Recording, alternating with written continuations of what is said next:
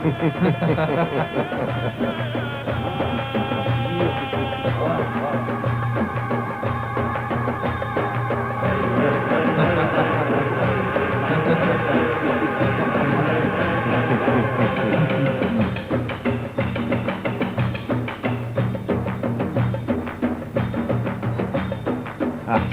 أحسنت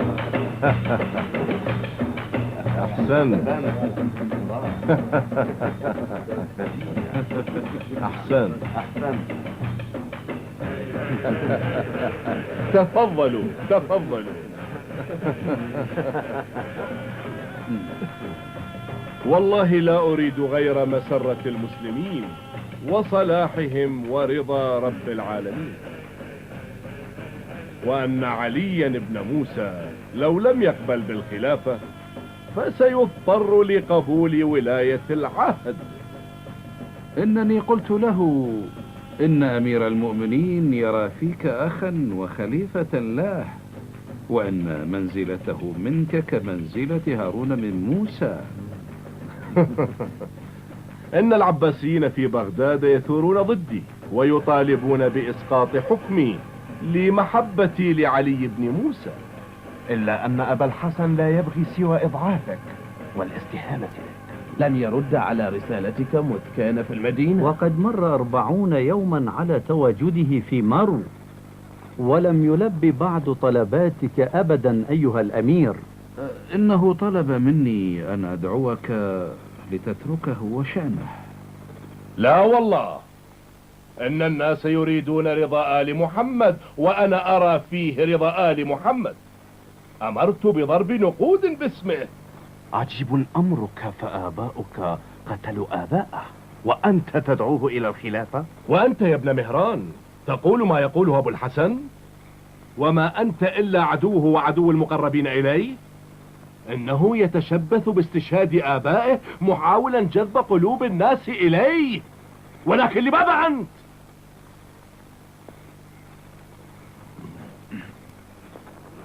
ومع ذلك عاملوه بحسن وأدب واقنعوه بأن ليس في قلب عبد الله سوى حبه. لقد قلت له كل ما يريده أمير المؤمنين، لكنه رفض.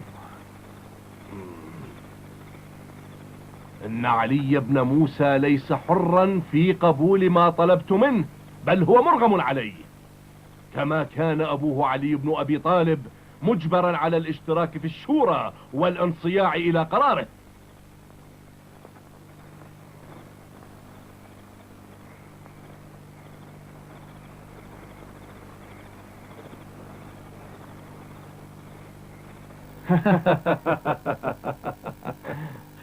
لقد جاء.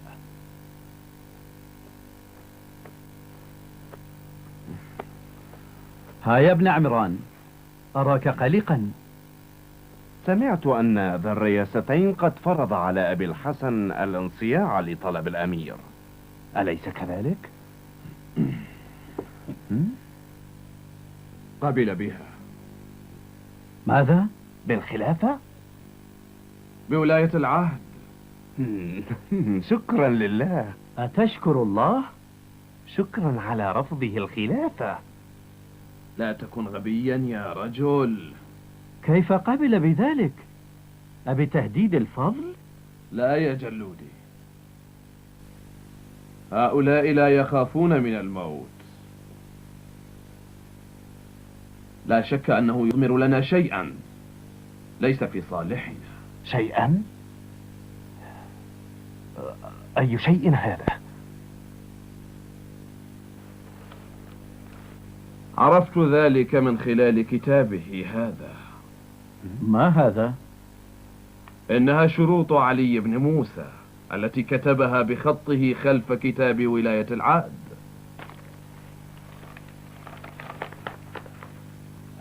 ماذا تعني هذه الجمل يا ابن عمران؟ إنها واضحة يا حميد، تعني أن قبوله هذا المنصب كان رغما عنه، تعني أن الخلافة حقه وحق آبائه، وقد اغتصبها الآخرون. وتعني أيضا أن ما يفعله المأمون وأعوانه ما هو إلا خدعة ومكر ونفاق.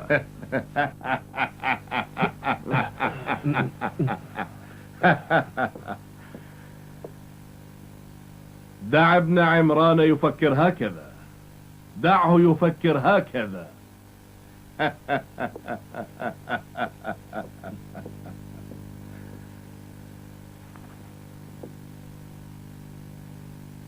إذ لا أحد غيري وغير المقربين مني سيطلع على هذه الطلبات.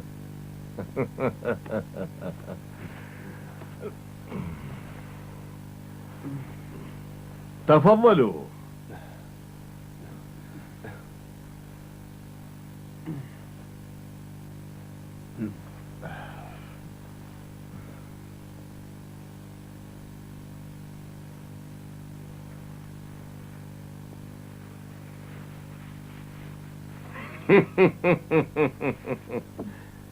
يا فضل، دعهم يستعدوا لحفل كبير، ويضعوا ثيابهم السوداء جانبا ويرتدوا الخضراء، ويستعدوا للبيعة مع أبي الحسن غدا.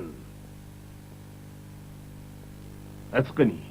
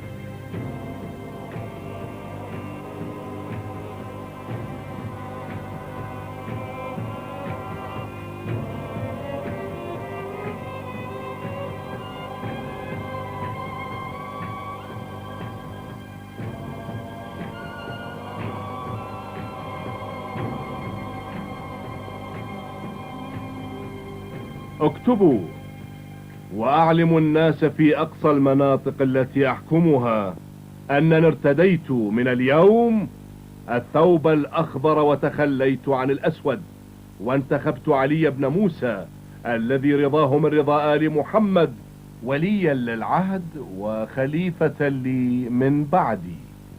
وعلى من يؤيدني أن يفعل بما أمرت.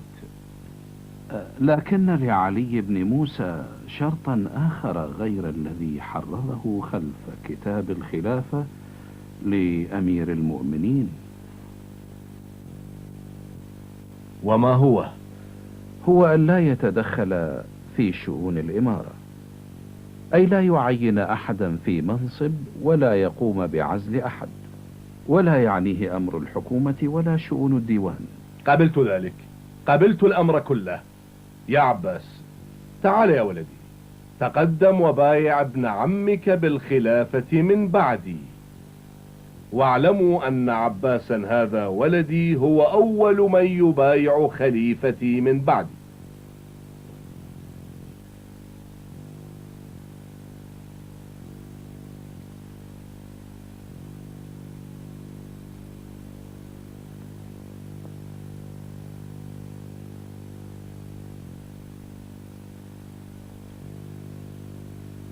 لم جعل يده هكذا؟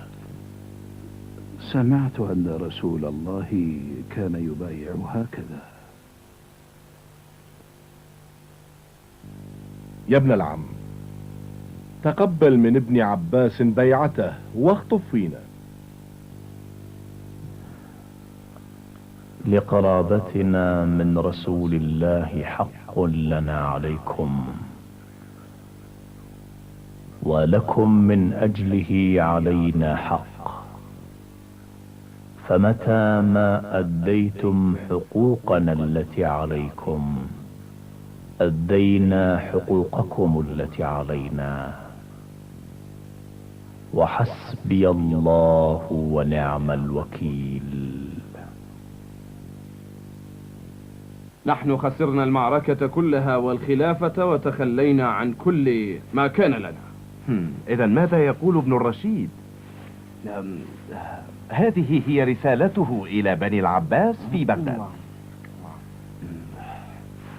إذا كنتم تعتقدون أنني أفكر بمصلحتهم أو أحاول إعادة الخلافة إلى أولاد أبي طالب فإنكم على خطأ. ثقوا أن ليس في قلبي سوى حبكم وفي عقلي غير خيالكم، وما أفعله كله لصالحكم ولصالح أبنائكم في الغد. لا أبدا، أن أمير المؤمنين على علم ودراية بما يفعله. وما أمير المؤمنين إلا ألعوبة بيد الفضل، والفضل ليس محبا لأبي الحسن. إنه يعمل لمصلحتي فقط، وأن ما كتبه أبو الحسن خلف كتاب ولاية العهد يعني أنه يعرف الأمر جيدا. أحابيل المأمون وخدع ذي الرياستين. كفى يا ابن عمران، حتى الأمس كنت أوافقك الرأي، أما اليوم فلي رأي آخر، وسوف ترى أن بغداد تهدأ عند مشاهدتها هذه الرسالة. قل ممن تخاف يا ابن عمران؟ من الفضل ومن أخيه الحسن ومن كل أتباع وأذلام البرامكة. إن الرشيد ظل في كرسيه لأنه تعرف على أسرار ومكائد هؤلاء فقتلهم، قتلهم جميعا. اهدأ يا ابن عمران، اهدأ، فعبد الله يفعل ما فعله الرشيد، يقتلهم جميعا، وفي كل الأحوال فأنت لن تصبح خليفة. لا تكن غبيا يا رجل. إن نقل أبو مسلم الخلافة من بني أمية إلى بني العباس فإن الفضل والحسن يرغبان في انتزاع الخلافة منا. اهدأ يا علي، اهدأ. إن الخلافة لأسرتنا وستبقى لنا. خذ وهدئ من روعك. اشرب. دع المزاح يا حميد، فالشراب قد أخل بعقلك.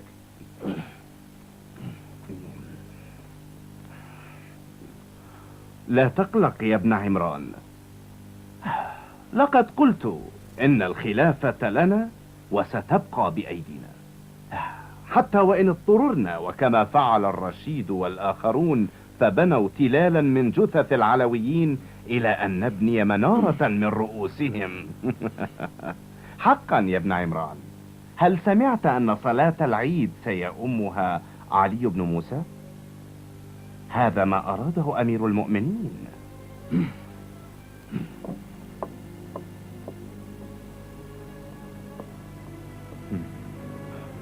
وأبو الحسن هل قبل بذلك؟ إنه وافق، ولكن وضع شرطا. وما هو الشرط؟ أن يذهب إلى الصلاة كما كان يذهب رسول الله.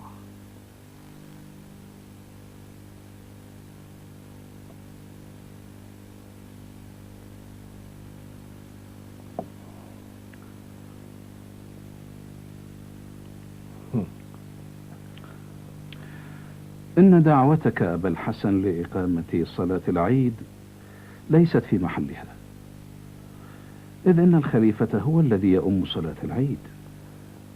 يا فاضل، أما تسمع ما يقوله الناس من أراجيف؟ يقولون إننا قد أغلقنا الأبواب عليه ومنعنا عنه الناس.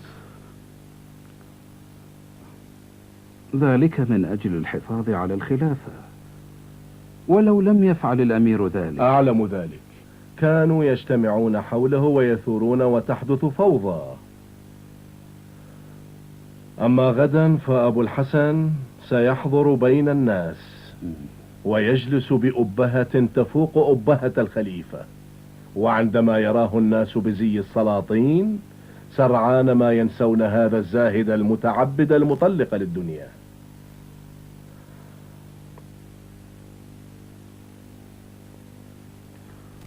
وما حب الناس لهؤلاء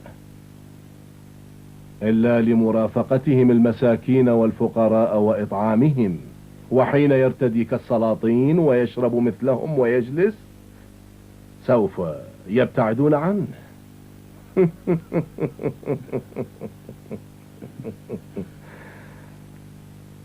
بما أمرت القادة يا فاضل؟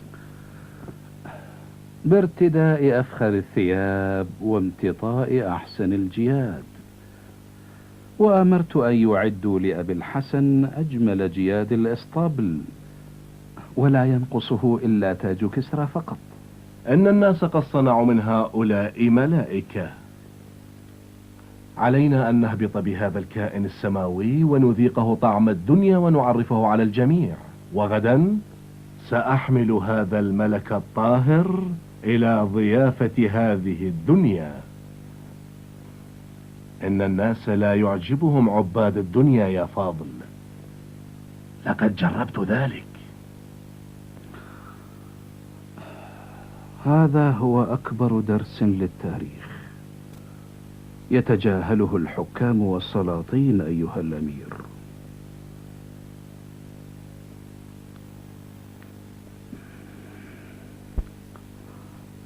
مات.